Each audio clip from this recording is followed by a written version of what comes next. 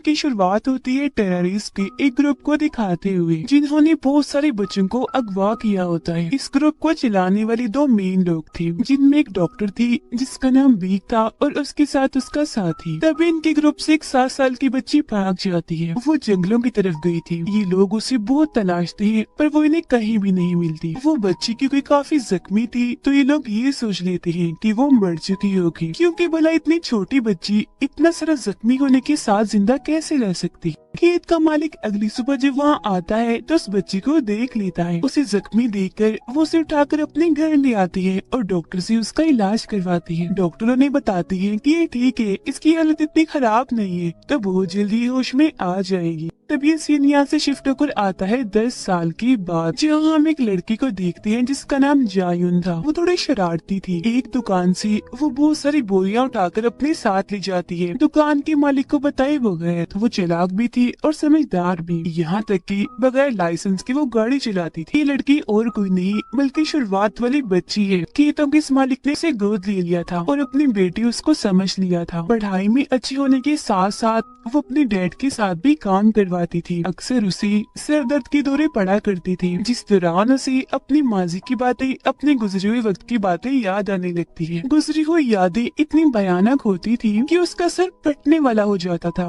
एक दिन जायुन की दोस्त उसे एक सिंगिंग कंपटीशन जहाँ गानों का मुकाबला होता है उसकी वीडियो दिखाती है, जिसमें अगर कोई हिस्सा लेगा और जीतेगा तो उसे बहुत सारे पैसे दिए जाएंगे। ये वीडियो देखकर जायुन काफी खुश हो जाती है और इस कंपटीशन में हिस्सा लेने का फैसला करती है ताकि वो जीते, क्योंकि उसे पैसों की जरूरत थी। वो अपनी फैमिली की मदद करना चाहती थी। फिर इस कंपटीशन का टेस्ट देने के लिए वो चली जाती है, जहाँ पर उसका गाना सुना जाता है, चेक करने के लिए कि वो कितना अच्छा गाती है। और वो यहाँ गाना तो गाती है, साथ ही एक जादू भी करके दिखाती है। माइक को हवा में कर देती है। जो चीज जाहिर है काफी अलग थी, जिस बात को जाहिर कर रही थी कि उसके अंदर सुपरनेचुरल पावर्स है, जिससे हम समझ पाते हैं कि उसके अंदर कुछ तो ऐसा है जो उसे बाकियों से अलग बनाता है। अब उसका ये पहला राउंड कामयाब रहता है। उसकी माँ बाप देखते हैं कि जायुन ने वहाँ पर जादू भी किया है, तो वो थोड़ा परेशान हो जाते हैं। तो वो जायुन को ऐसा करने से मना करते हैं, क्योंकि अगर वो ऐसा करती रही तो उसकी असलियत सबके सामने आ जाएगी, जिससे वो हमेशा के लिए अपने माँ बाप से दूर हो जाएगी, जो वो नहीं चाहते। अगले दिन ट्रेन से जायुन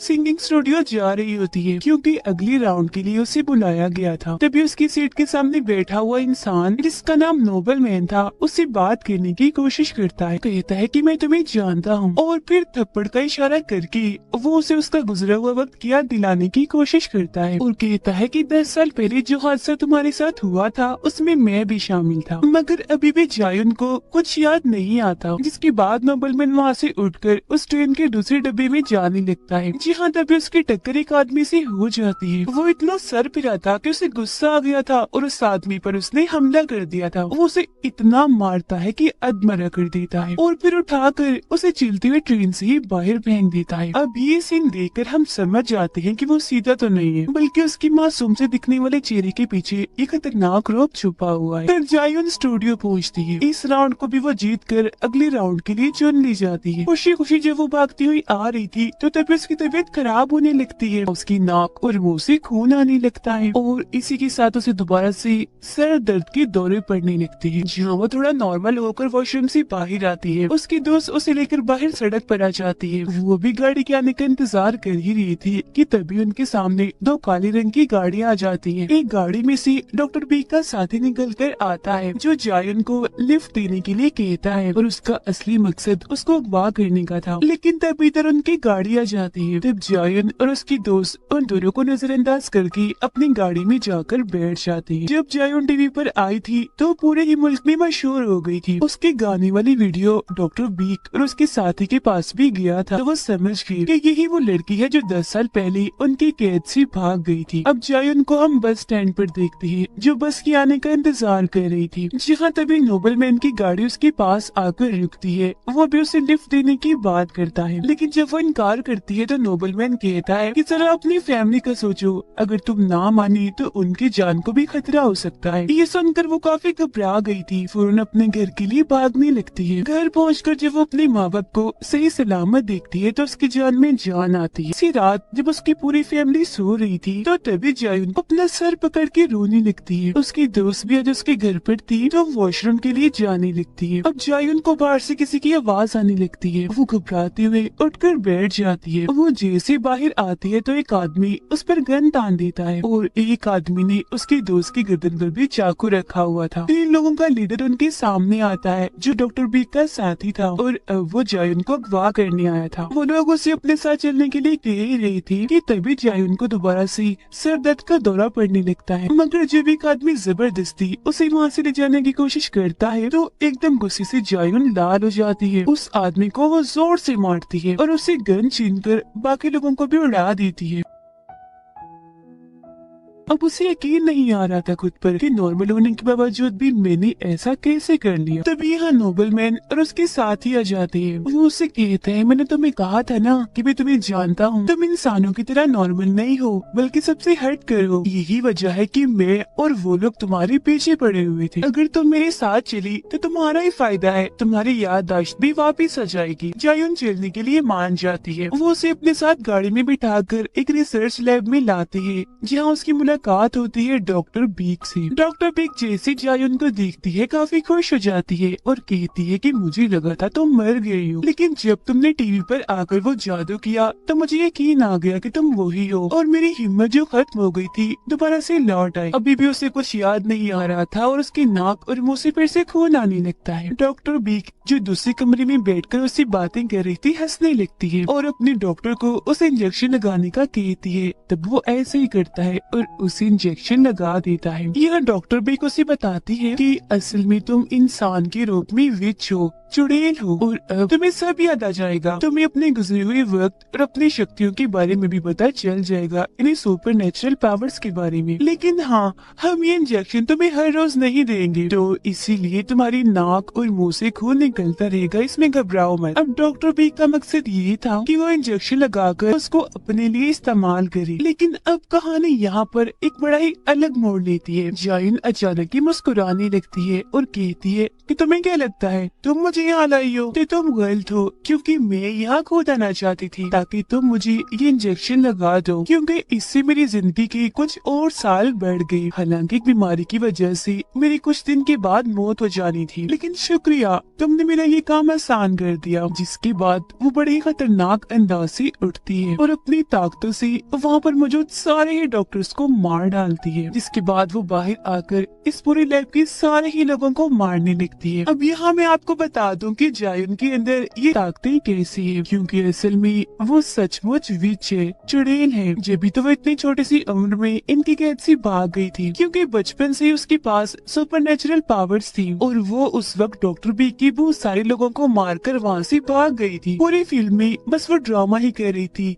असल में उसे अपना गुजरा हुआ वक्त सारा का सारा याद था और सिंगिंग कंपटीशन में हिस्सा उसने इसलिए नहीं लिया था कि उसकी फैमिली को पैसों की जरूरत है, बल्कि इसलिए लिया था ताकि वो डॉक्टर बीक तक पहुंच सके। और ये सारा उसका प्लान था। उसका जादू करना, नोबलमैन से मिलना, अगवा होना, सब इसमें शामिल था। प्लान के मुताबिक यहाँ पर आकर वो सबको मार डालती है अपना बदला लेने के लिए। वो फिर डॉक्टर बीक की टांग में गोली मारती है और कहती है कि तुमने कैसे सोच लिया मैं तुम्हें भूल गई? मैं तुम्हें और उस दिन को कैसे भूल सकती हूँ जब तुमने मुझे दर्द दिया था, जिसमें हर रोज मैं तड़पा करती थी। वो उसे एक और गोली मारती है कि तभी यहाँ पर नोबलमैन आ जाता है जो जायुन पर गन पॉइंट कर देता है। अब नोबलमैन भी जायुन जैसा एक बच्चा था जिसे डॉक्टर बिक ने अपने पास अगवा किया था, लेकिन उसके पास जायुन जैसी शक्तियाँ नहीं थी। यही वजह थी कि जायुन से वो जलता था, उसके पीछे पड़ा हुआ था। तभी इधर डॉक्टर बिक का साथी आता है जायुन के पास और उसे डॉक्टर बिक की इस साथी की हैवानियत के बारे में भी याद आ जाता है कि कितना बेरहम है। उस रात इसने मेरे साथ बहुत गलत किया था। इससे पहले कि वो उस पर हमला करता, जायुन उसे पकड़ लेती है और काफी बुरी तरह मारती है। वो उसके जिस्म को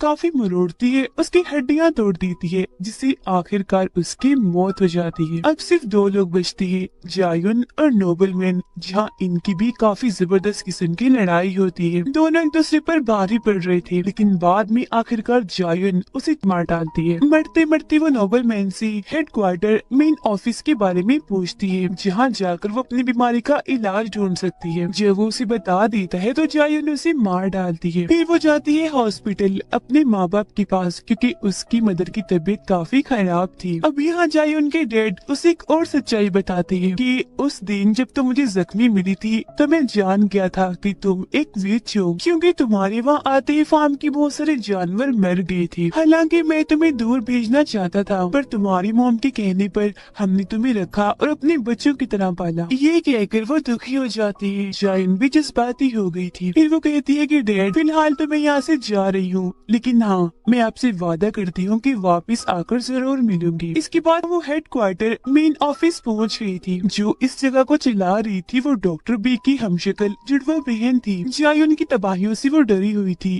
तो इसीलिए वो उसे वैक्सीन दे ही देती है, जिससे जायुन की बीमारी ठीक हो जाएगी और वो मरने से भी बच जाएगी। अब यही एक और लड़की आती है। वो जायुन पर हमला करने लगती है, जिस पर वो उसे कहती है कि अगर तुमने मुझे हाथ भी लगाया तो मैं तुम्हारा सर उड़ा दूंगी। इसके बाद ये सीन यहाँ से शिफ्ट होकर आता है एक छोटी बच्ची पर, जो जायुन जैसे ही दिख रही थी और खून में लथपथ थी। वो एक अनजान जगह पे खड़ी हुई थी। यहीं पर हम बहुत सारे मरे हुए जानवरों को देखते हैं, जिन्हें और किसी ने नहीं बल्कि इसी बच्ची ने मारा था। तो ये हम समझ पाते हैं कि ये भी विच है और इसके पास भी सुपरनेचुरल पावर्स हैं। ये पहले इंसान ही थी, जिसके बाद पहले इसे म्यूटेंट बनाया, फिर इसमें कुछ तब्दीलियां करके विच बना दिया गया। इस बच्ची को सभी आर्क 1 के नाम से जानते हैं। यही आर्क 1 को अपनी मॉम की आवाजें आने लगती है, जो कि उसे बुला रही थी। वो भी वहाँ खड़ी थी कि तभी एक डॉग आकर अचानक से उस पर हमला कर देता है। जिसके बाद ये सीन यहाँ पर कट हो जाता है और हम कुछ वक्त पहले की कहानी देखते हैं, जहाँ हम एक बस में दो स्कूल की लड़कियों को देखते हैं। हेडफोन वाली लड़की अपनी दोस्त को कहती है कि मैं प्रेग्नेंट हूँ, यानी कि मैं माँ बनने वाली हूँ, पर हाँ तुम ये बात किसी को भी मत बताना, राज रखना। ड्राइवर एक अनजान सड़क पर गाड़ी को मोड़ लेता है। तभी कुछ मास्क पहने हुए लोग बस के अंदर घुस आए थे और उन्होंने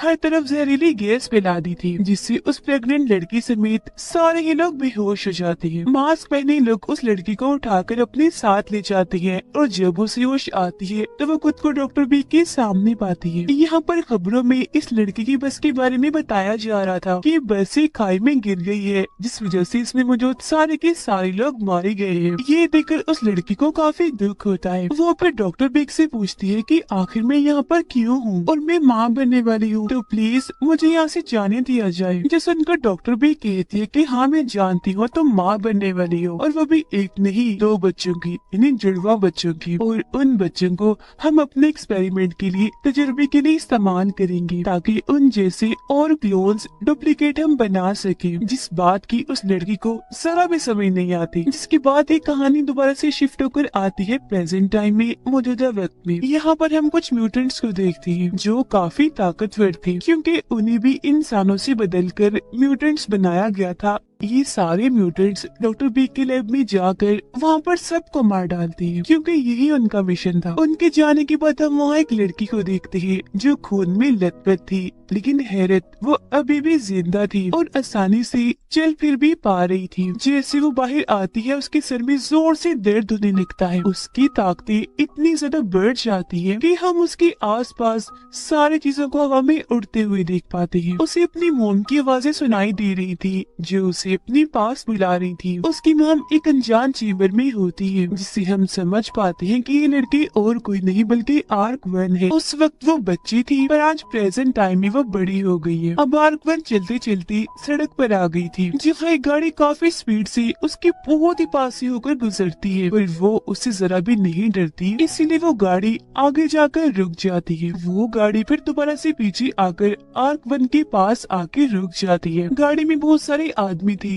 जो सारे गुंडे लग रहे थे। गुंडों का बॉस आर्क 1 से उसके बारे में पूछता तो है, पर वो कोई जवाब नहीं देती। वो फिर आर्क 1 को अगवा करके अपनी गाड़ी में बिठा लेता है, क्योंकि वो लोग एक लड़की जो बिजनेसमैन थी उसे अगवा करके अपने साथ ले जा रहे थे। और गुंडों के बॉस का मानना था कि अगर आर्क 1 ने हमारी गाड़ी देख ली है तो ये हमारे लिए मुसीबत बन सकती है। इसके लोग आर्क 1 को परेशान करने और उस लड़की को मारने लगते हैं, जिस वजह से आर्क 1 को इतना गुस्सा आ जाता है कि यहाँ यहाँ पर उसे अपनी शक्तियों का इस्तेमाल करना ही पड़ता है। वो उन्हें एकदम से काफी बुरा मारने लगती है, उठा उठा कर एक एक करके उनको गाड़ी से बाहर फेंकती जा रही थी, किसी को सामने वाले शीशे से, किसी को दरवाजे से, तो किसी को पिछली साइड से, जिससे उनकी गाड़ी का एक्सीडेंट हो जाता है और सारे गुंडे मारे जाते हैं, सिवाय गुंडों के बॉस के, उस लड़की के और आर्क वन के, ये बच गए थे। फिर आर्क वन जब गुंडों के बॉस को मारने के लिए आगे बढ़ती है तो जमीन के मालिक उसे ऐसा करने से रोक देती है, तो वो ऐसे ही करती है, उसे नहीं मारती, छोड़ देती है। यहाँ हम जान पाते हैं कि गुंडों का बॉस जमीन के मालिक को जबरदस्ती अपने साथ क्यों ले जा रहा था, क्योंकि वो उसकी जमीनें खरीदना चाहता था, मगर जमीन की मालिक ऐसा करना नहीं चाहती थी। तो गुंडों का बॉस उसे इसीलिए ले जा रहा था ताकि उसे मार डाले। फिर जमीन की मालिक अपने अंकल को कॉल करती है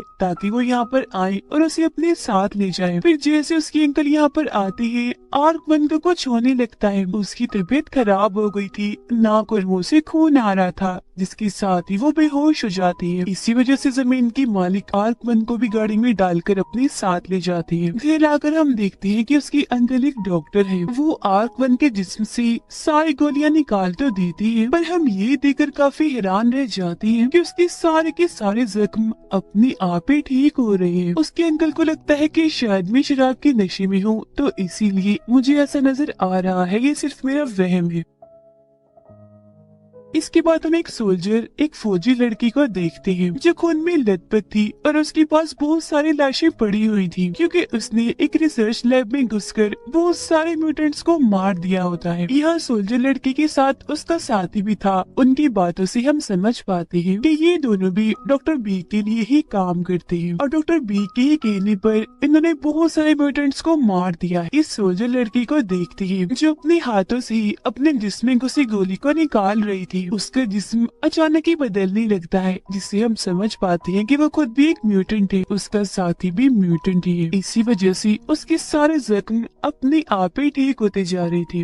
डॉक्टर बिग से मिलने जाती है, वो उसे हुक्म देती है कि कैसे भी करके आर्क वन को ढूंढो और उसे मार डालो, क्योंकि वो भाग चुकी है और वो तुम्हारी ही तरह एक खतरनाक म्यूटेंट है। फिर सोल्जर लड़की को एक डिवाइस देती है जिसकी मदद से वो आर्क वन को ढूंढेगी, क्योंकि इन्होंने आर्क वन के जिस्म में एक चिप लगाई हुई है ताकि ये उसे ट्रैक कर सके, ढूंढ सके। सोल्जर लड़की और उसका साथी जो वहाँ से जा रही थी, तो उन्हें महसूस होता है जैसे उनका कोई पीछा कर रहा है। तब सोल्जर का साथी गाड़ी रोककर उन लोगों से लड़ने लगता है। वो इस पर अपना काफी भारी हथियार फेंकती है और ये बड़ी आसानी से सिर्फ अपने हाथ से ही उसे रोक लेता है। पेड़ों पर चढ़ चढ़ कर ही उन्हें मार रहा था और पेड़ तो टूटते ही जा रही थी। वो फिर उनकी डिवाइस की मदद से ही उन्हें उठा उठाकर काफी दूर मारता है। उन्हें खत्म करने के बाद सोल्जर लड़की अपने साथी को कहती है कि ये काम जरूर हमारे पुराने साथी